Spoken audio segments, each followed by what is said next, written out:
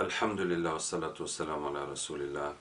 Subhanaka la ilma lana illa ma 'allamtana innaka antal alimul hakim wa la fahma lana illa ma fahamtana innaka antal jawadul kareem. Dear brothers and sisters in Islam, assalamu alaikum wa rahmatullahi wa barakatuh.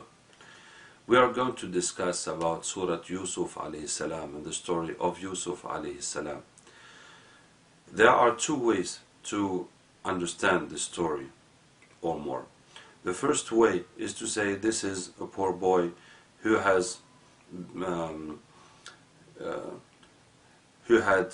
tough time with his brothers. He has been through injustice. They took him out of his family, his parents, and they put him in a well until to make him go away so that people will take him away as a slave. And these people came and took him out of the well.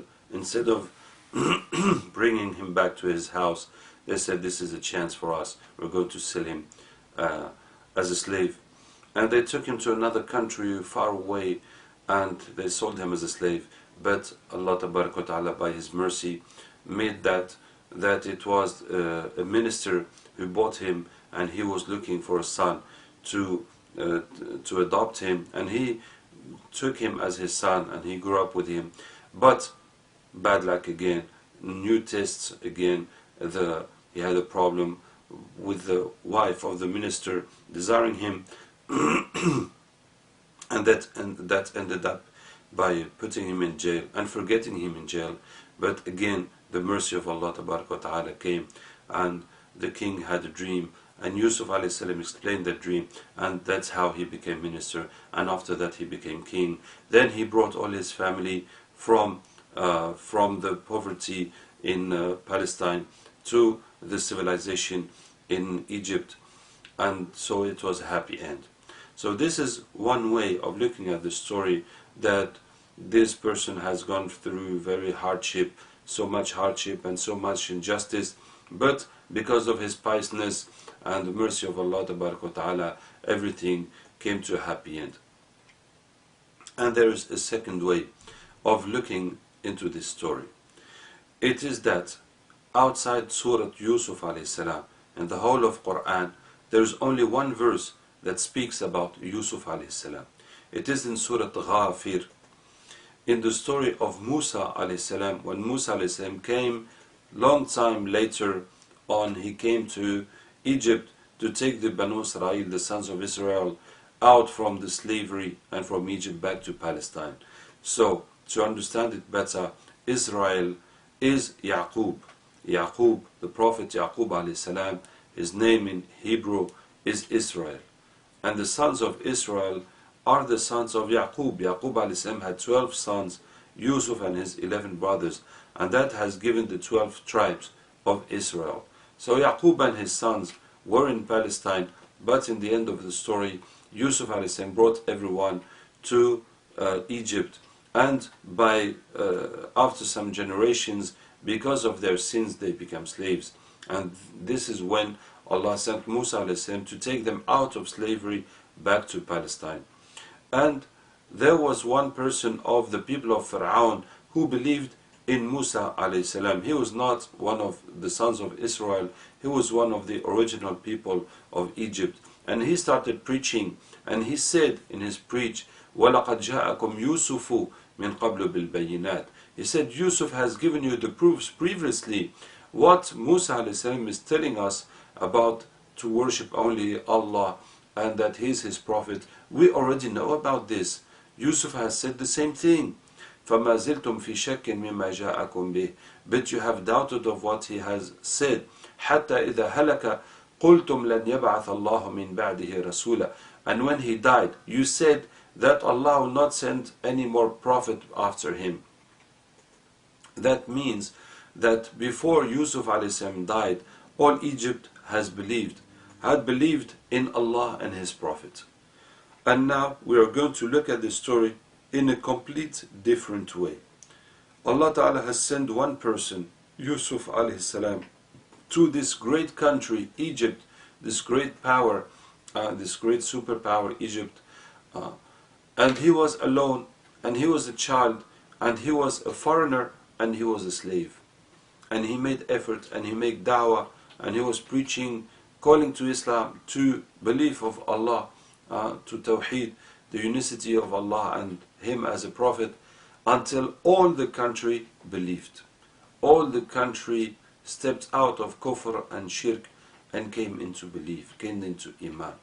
So that means Allah Ta'ala has given us an extreme example of lack of means and amount of achievement. With so little means, Yusuf alayhi salam reached so great achievement. An extreme example. And now you understand how this story is related to the life of Prophet ﷺ in Mecca. Prophet ﷺ and Sahaba were few and were suffering in Mecca, and Allah Ta'ala has given them the responsibility to bring Islam to the whole world, and one could say, how can it be possible? We are so few in our own city, in our own tribe. We are being tortured and etc. So how will be able to bring this deen to the rest of Arabs and to the rest of the world? I mean, logically, and if you consider the means, the physical means, we don't see any how it can be possible.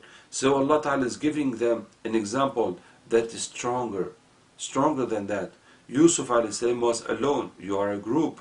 Yusuf alayhi salam was a child, you are men. Yusuf alayhi salam was a foreigner and you are in your place. And Yusuf alayhi salam was a slave and you are free. So Allah is giving us an extreme example of lack of means and greatness of result. So now we're going to look at this story through this angle. What were the actions and the qualities of Yusuf alayhi salam to spread deen, to preach Islam, to preach the belief until all this country became believer? What was the stages he went through, etc. So we're going to look at it as a model of da'i, of a preacher, as a model. So in the story of Yusuf alayhi salam, there are two parts, there are two stages. First part is education until acceptation by Allah Tabaraka wa Ta'ala, and second part is utilization by Allah. And this is how religion works. Allah Ta'ala is going to test you and going to educate you until you reach the time, you reach the point that Allah will accept you. And that time Allah is going to use you and utilize you for the deen. So, brothers and sisters, this is very important, because that means that the problem of deen is not the means. The problem of deen is not that we don't have enough money, we don't have enough power, we don't have enough this or that. No, the problem of deen is that we don't have enough iman, enough attachment and belief on Allah Ta'ala, enough qualities, enough involvement, enough sacrifice, enough actions that Allah Ta'ala wants of us. We did not satisfy Allah Ta'ala as He wants. That is the problem. That is why the deen is not advancing. That is why we cannot realize what we want, because we did not realize the qualities, the iman and the a'mal that Allah Ta'ala wants. And once we reach there, Allah Ta'ala is going to take over. He's going to help us. He's going to make things work. We're going to do our effort, but it is Allah Ta'ala who is going to give the result. That is the problem of deen. And you see, that is what Allah Ta'ala is showing to Prophet ﷺ and Sahaba. It is not of question you being a large number or small number, or being strong or having weapons or having allies. It is a question of you getting the iman Allah wants, and the amal Allah wants, and the conditions Allah wants, and then Allah Ta'ala is going to help you and give you His victory. So let's start by the second part. What happened in Egypt that made everybody believe? that made everybody follow Yusuf alayhi salam. So what happened? There was 7 years of abundant abundant agriculture and abundant goods, and then after there were 7 years of no agriculture at all, no result at all, and no production at all. And Yusuf alayhi salam, he was in charge of this, because when the king made the dream and met Yusuf alayhi salam, and he told Yusuf alayhi salam, إِنَّكَ الْيَوْمَ لَدَيْنَا مَكِينٌ أَمِينٌ, today you have all my consideration and my confidence. And Yusuf alayhi salam told him, well, you must give me the responsibility of the economy, of all the richness of this country, of all the goods of this country, because there's going to, these 7 years of abundance are going to come, and we must hide. Every year we must keep half of the outcome of the country, and that is what we're going to distribute in the 7 years following, where there will be absolutely no production of agriculture. And if you give this responsibility to anyone else, he's going to waste that money, he's going to waste those goods, and then the country is going to be ruined and the people are going to die. So Allah has given you this dream, and Allah has given me the understanding of that dream, so you must give me this responsibility. And the king gave him. So Yusuf alayhi salam, for those 7 years, was keeping every year half of the production of the country. And you can imagine during these 7 years how everybody was angry. Everybody was complaining. Oh, where did he put all this? He's eating all our goods. He's robbing all our goods. Well, king, you must wake up. Where does this minister come from? He's a foreigner and he's destroying our country. Wake up. Even the last person making agriculture will be complaining, this is not right. Every year the army comes and takes half of my food. This is not normal. So everybody's complaining, everybody's angry. But Yusuf alayhi salam was patient, and the king also was patient, and the 7 years went, and then 1 year comes, and there's absolutely nothing growing in the country, and no more food, nothing. And Yusuf alayhi salam will give to eat to all the population. And now they say, at least he has kept something. And 2nd year, absolutely nothing, and Yusuf feeds all the population. 3rd year, 4th, 5th, 6th, and 7th year, and now everyone is going to say, that's not possible. How did he know that? How could he anticipate that? How could he know this is going to happen? And now everybody is understanding that Allah Ta'ala has showed that to the king in a dream. But Yusuf alayhi salam was the only person who understood that dream, and Allah Ta'ala has sent us this person to save us from starvation and to save us from hell. And this is how everybody believed in Allah and His Prophet. And now you can understand that this situation, it is only Allah who can make it. No one can make this program that there's going to be a crisis, or there's going to be a war, or there's going to be this, there's going to be the tsunami, there's going to be... No, that is Allah Ta'ala's program, to change the situation of the people. And there is a second reason why people believed in Yusuf alayhi salam. It is the way he was sharing the food, the way he was sharing.